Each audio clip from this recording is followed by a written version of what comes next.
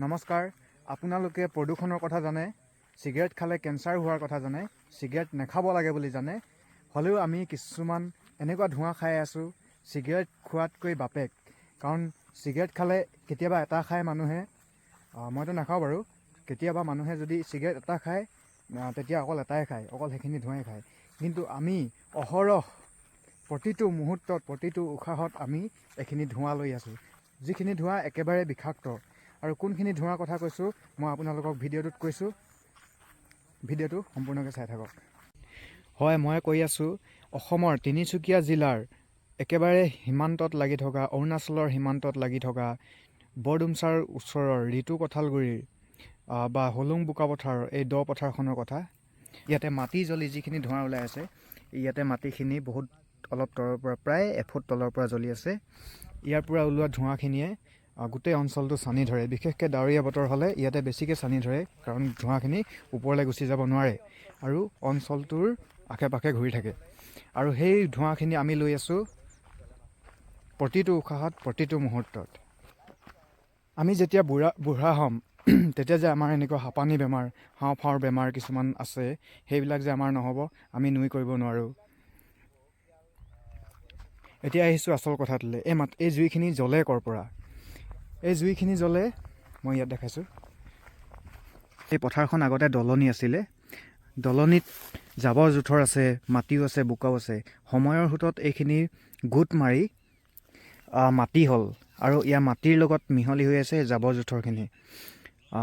জাবৰ জোঁথৰখিনি মিক্স হৈ থকাৰ কাৰণে ইয়াতে যদি খেতি কৰা হয় খেতিখিনি ভাল উৎপাদন নহয় সেইকাৰণে খেতিয়কবিলাকে কি কৰে মাটিখিনি জ্বলাই দিয়ে আৰু মাটিখিনি জ্বলাই দিয়াৰ লগে লগে মাটিখিনি নজ্বলে ইয়াত থকা জাবৰ জোঁথৰ যিখিনি মিক্স আছে সেইখিনি জ্বলে আৰু মাটিখিনি মাটিৰ ভাগে হৈ যায় আৰু এনেকুৱাকৈ সম্পূৰ্ণ মাটিখিনি ছেপাৰেট হৈ যায় আৰু জাবৰ জোঁথৰখিনি জ্বলি শেষ হৈ যায় অ' মাই গড ইমান দহলৈ সোমাই যায় বে একদম তলত জ্বলি আছে তলতে জ্বলিছে বেছি সেইকাৰণেতো সৰু সুৰা বৰষুণত নুনুমায়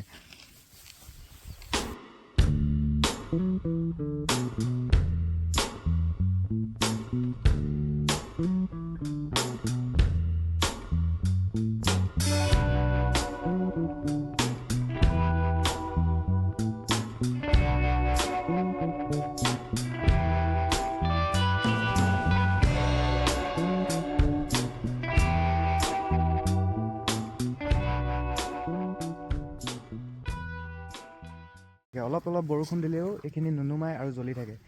এইখিনি তেতিয়াই নুমাব যেতিয়া বহুত বাৰিষা আহিব আৰু পানী অলপ উঠিব তেতিয়াই নুমাব কিন্তু এনেকুৱা সৰু সুৰা বৰষুণত এইখিনি নুমাই নাযায় মোৰ লগত আহিছে আৰু এজন ঢেকীয়াজুলিৰ পৰা আহিছে আলহী ল'ৰা হয় এই দাদাজনে বাইক ৰাইডিং কৰে সেই ৰাইডাৰ হয় আৰু তেখেতো এই পথাৰখনৰ ভ্লগ বনাই আছে আৰু তেখেতৰ চেনেলটো মই ওপৰত দি থ'ম সেইটো ছাবস্ক্ৰাইব কৰিব বা চেনেলটোত এবাৰ ভিজিট কৰিব তেনেকুৱা ধৰণে পথাৰখন জ্বলি থকা দেখালোঁ আৰু এতিয়া চিধাই আহি একেবাৰে বাগান পালোহি সেই তাতে হাতী শিকোৱা জেগাত কালি অলপ চুট ল'লে চালে হাতী কেনেকুৱা শিকায়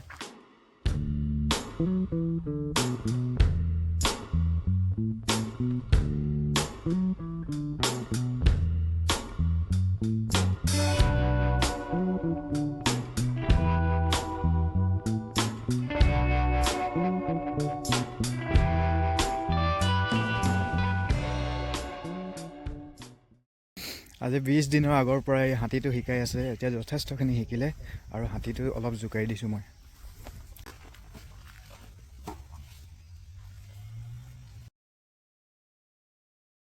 ধৰ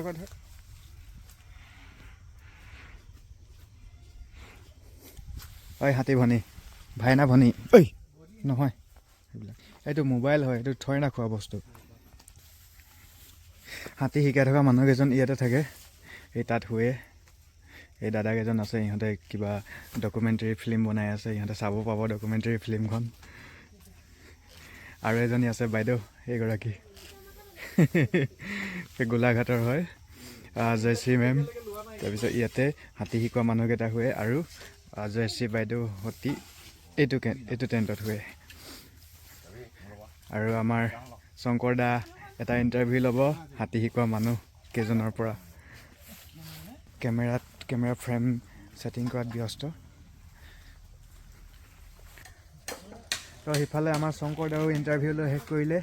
মোৰ ভিডিঅ'টো আজি ইমানতে শেষ কৰি দিছোঁ। পথাৰত দেখালোঁ, জুই ওলোৱা, হাতী দেখালোঁ।